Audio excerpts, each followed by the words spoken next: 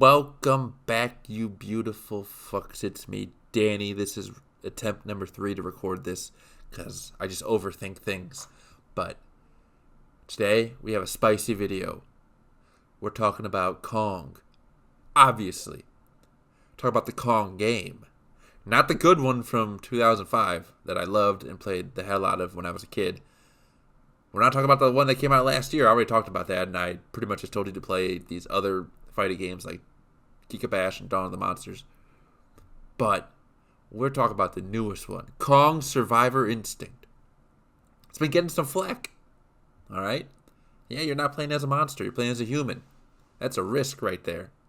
Said you got a Godzilla Kong game coming out and you don't get to play as either? That's a risk. Alright? But I do enjoy some 2D games. I do enjoy the Monsterverse. And just like the 2005 game for the Peter Jackson King Kong, I did enjoy the human parts where you play as Jack. So I definitely decided to give this game a try. And plus it's only like $20. It was already on sale off the gate. It's $25. They lowered it a couple bucks. So why not? I picked it up, played it, absorbed it, beat it. I said absorbed, sorry, kind of messed up my bit right there. But I just soaked in all that knowledge. I soaked in that entire game, and I have my thoughts on this. So I'm gonna just say this right off the gate. I don't think it's that bad. I do not. All right. Again, I think I might have said IGN gave it like a 5 out of 10, and that's kind of what everyone was going to base off. That's what everyone seemed to kind of base their thoughts on the game, based off IGN, which is like, in my eyes, a cardinal sin. No offense to IGN, but I would never recommend basing an opinion off them or citing them as a source. However, I do understand why this game might not be for everyone. I can understand why some people may not like it. But I'm speaking here. This is my video, so I'm giving my thoughts. And I'm telling you my thoughts. And my thoughts are I enjoyed this game. And I do like it. Let's get into this. Let's start off with the pros, all right? Got a little list here. Right off the gate, I'm just saying graphics. That seems to be kind of the main positive I've seen going around in both camps of people who like it and don't like it. The graphics look good. Yep. But graphics don't really make a game good.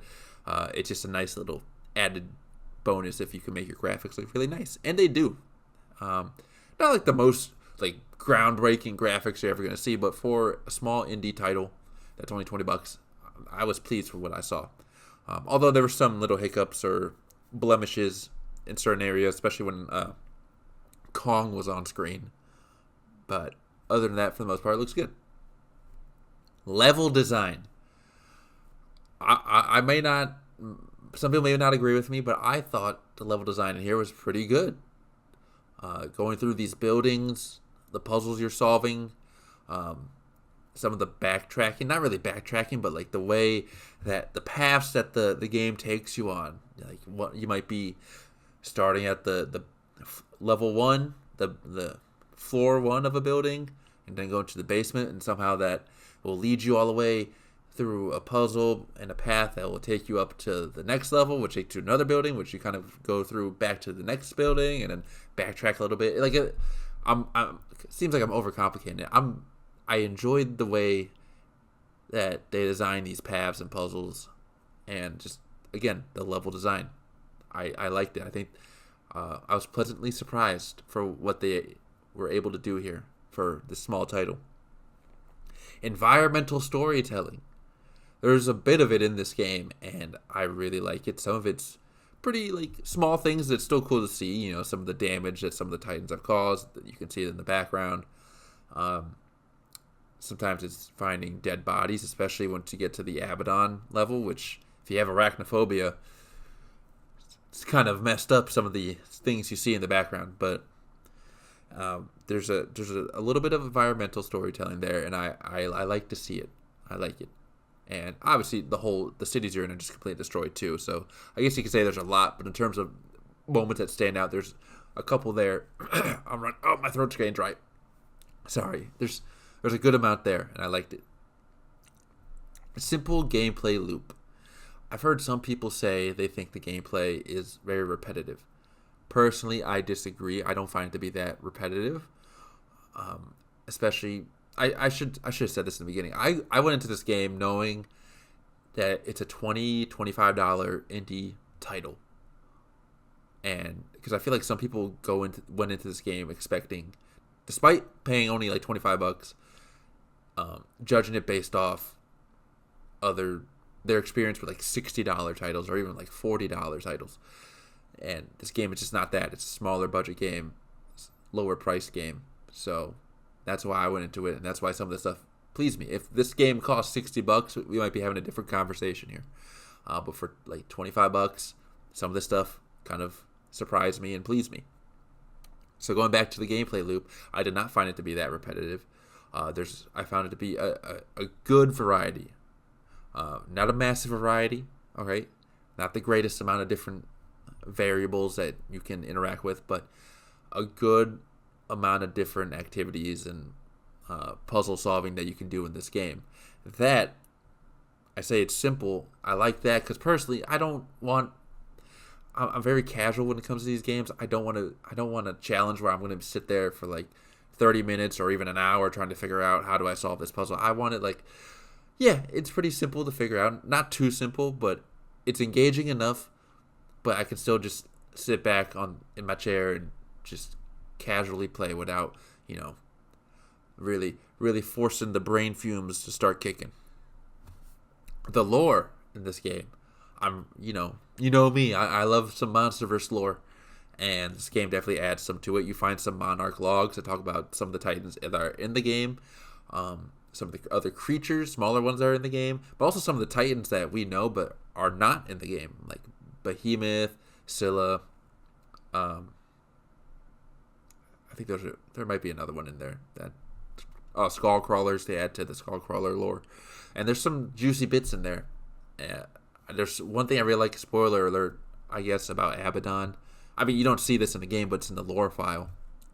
One thing that I thought was fucking cool, despite not being the biggest fan of spiders, where they say, because Abaddon has that skull-looking body shape, and they said her offspring, what do they call it, the plague weavers, when they're born, they come like hundreds of them just start pouring out of the eye sockets, what look like eye sockets in her skull body, and so like ancient civilization would see that and it would terrify them because it looks like Abaddon was weeping, but weeping out spiders instead of tears. It just sounds so badass and terrifying at the same time.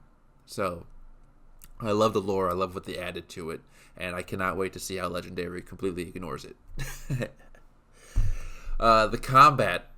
So combat, for the most part, I enjoyed, and I'll be honest though, it took me a minute to do that, because for the longest time, I actually did not like the combat until I started experimenting more with the environments, like pushing enemies off cliffs or pushing them into hazards.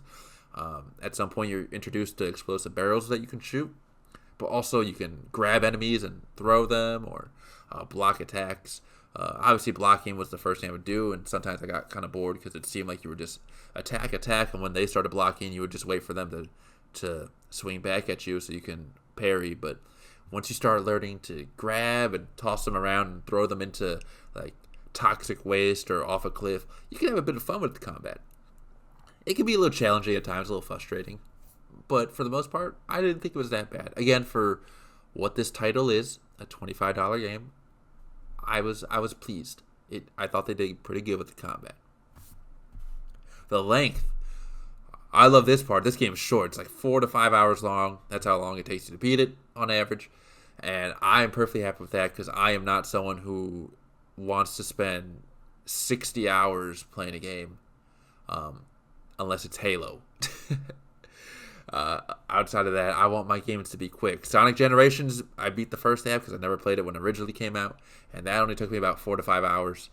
So I was happy with that. This game, 4 to 5 hours, I loved it. I love short games, okay? I'm hoping Indiana Jones, when that comes out, that's going to be hopefully pretty short too. It can be about 10 hours. I'm fine with that. Talking about that game, kind of getting sidetracked. But for this game, Um, for the price point, 4 to 5 hours, I'm happy with that.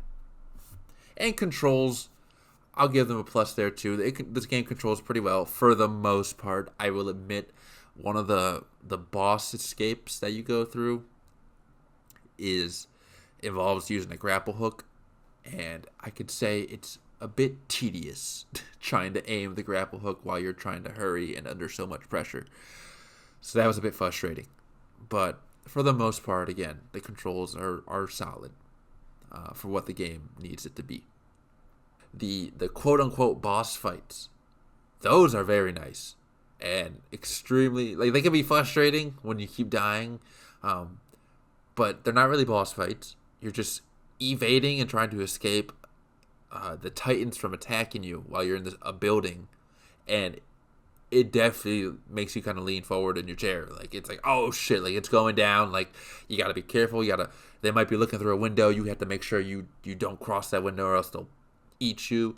They might start like shoving their claws into the building. You're trying to like run away, and again, you might be using a grapple hook or sliding or jumping. There's a lot of parkour and very, very fun encounters, and there's a few of them.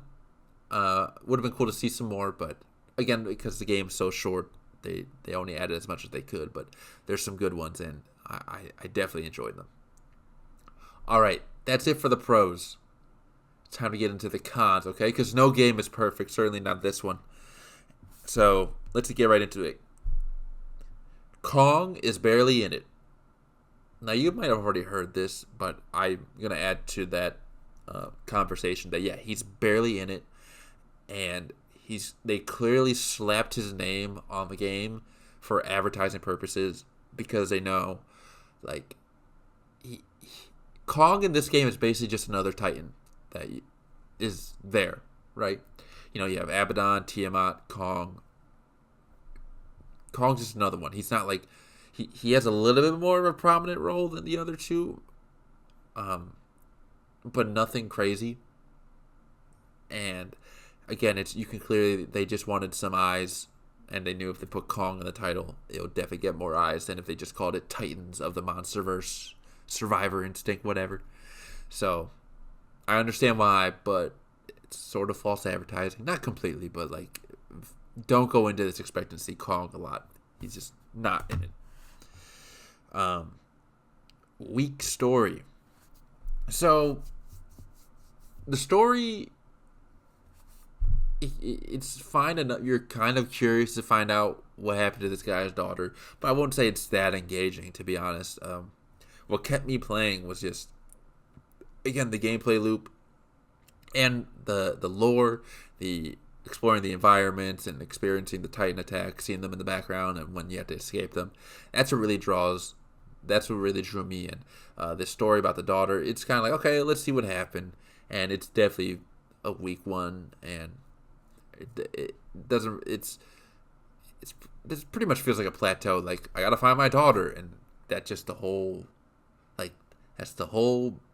beat for the rest of the game. Like, there's very little up and down, or very, very little to variables in there to make that story become more interesting over time.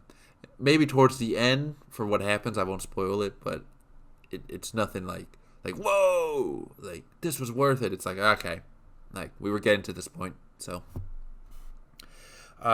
repetitive dialogue.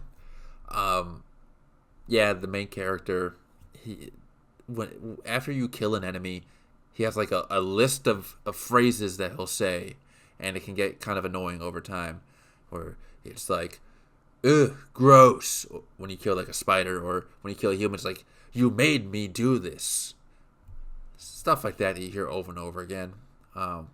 Also, some of the boss fights, there's one where he's like, whoa, and I kept dying in that boss fight, and that dialogue like repeats itself each time at that exact moment in the boss escape, I should say, not boss fight, boss escape.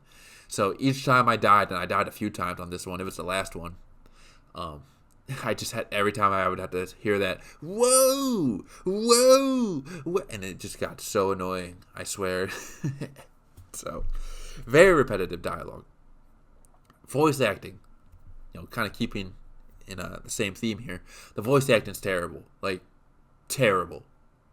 I probably could have voice acted this better, shown more emotion. All right, not to sound like an asshole, but oh my god, it sounds like it's not like they phoned it in. Maybe they did the best they could, but even then, it's like some of the stuff you hear is just like, oh my god, it's borderline cringy. So pretty bad stuff. The ending, that's another con. I've heard some people say it's like very abrupt, like it just kind of ends. It sort of does in a way. Now there's a little bit of build up to finding your daughter, and then what happens after that, it is kind of like, bam, like it just ends. And it's definitely nothing like you see it and you're just like, okay, it is what it is. Again, that story you're just not really that invested in. It's just kind of happening. You just kind of watch it and you're like, all right, that's over. The boss fights, or when I say boss fights, so Abaddon was kind of almost advertised as like the main villain, like when you first started seeing some advertisements for this game. And then in the first trailer, you see Kong and Abaddon about to go at it, and some of us were like, "Oh, cool, we're about to see some action here." That fight between Kong and Abaddon is like blink and you miss it. Like it's faster than Godzilla versus Tiamat or Godzilla versus Scylla in the New Empire. It is just like 5 seconds of interaction, and you don't even see the full fight, and it just cuts away. And it's so disappointing. I would love to see the fight. There's another fight you see that Kong versus Tiamat. You see that one, but it's so hard to pay attention to that one because it's one of the boss escapes. So that's happening, but you're so focused on trying to escape and not get killed that you can't really pay attention to the fight going on. Obviously, you can watch a gameplay video and you can watch it then, but I would have appreciated them to maybe add like a little cutscene, like, hey, here's a fight that we put together, like, because MonsterVerse fans, we want to see the Titans fighting, so would have been nice to have some cutscenes instead between the Titans, but instead we get these blink and you miss it fights, or fights you can't even really pay attention to. So those are the cons I have for the game. So personally, I feel the pros outweigh the cons, in my opinion. If you feel different, you can let me know. But here are my final thoughts. I enjoyed the game, and I would love to see a sequel. I really would. And it can be in the same... Like, I obviously want a MonsterVerse fighting game, and I want the MonsterVerse to explore different types of games. But if they announce tomorrow that they're going to do a Survivor Instinct sequel, maybe it has Godzilla in it instead of Kong, I'd be perfectly happy with that, and I'd be pretty excited because I like this. I would love to see some improvements, especially with the story. Honestly, I wouldn't even care if they just scrap this story and start a different story for the next one if they do it. If they want to continue this story with this guy and his daughter, fine, just make it better, more intriguing, and get some improvement on the voice acting too. All right, pay them a little bit more. Pay them to care. And I feel like I got my money's worth. I'll be honest. Again, I paid like 20-something bucks for this. All right, so I was happy. The other Kong game that came out last year was like $40. All right, this game is $25. So this game is definitely better than that one. But I'm happy. I feel I got my money's worth, and I had a fun time. Now, you may not be into this game if you're not that invested in like the universe of the MonsterVerse. Like, if you just kind of watch the movies and you don't really care about maybe some of the graphic novels or the backstory of certain things, or the expanded universe, you might not be that into this game then. And also, if you're just not into 2D games, then you probably won't be in this either because it's a 2D game. So it's just something to keep in mind.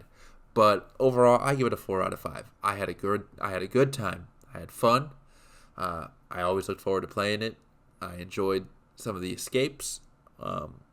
the gameplay, the level design. I liked it all. Definitely some cons there that if they do a sequel, I'd like to see improve. But other than that, I am pleased. And if you were to ask me, I would recommend it. But let me know what you guys think. Have you played it? Will you play it? Are you just avoiding this? Do you think it sucks? Maybe you played it and you said, hey, this game sucks. That is perfectly okay. Let me know. Anyway, guys, that's it for today. I hope you all enjoyed. I hope you all take care. And I'll see you all next time.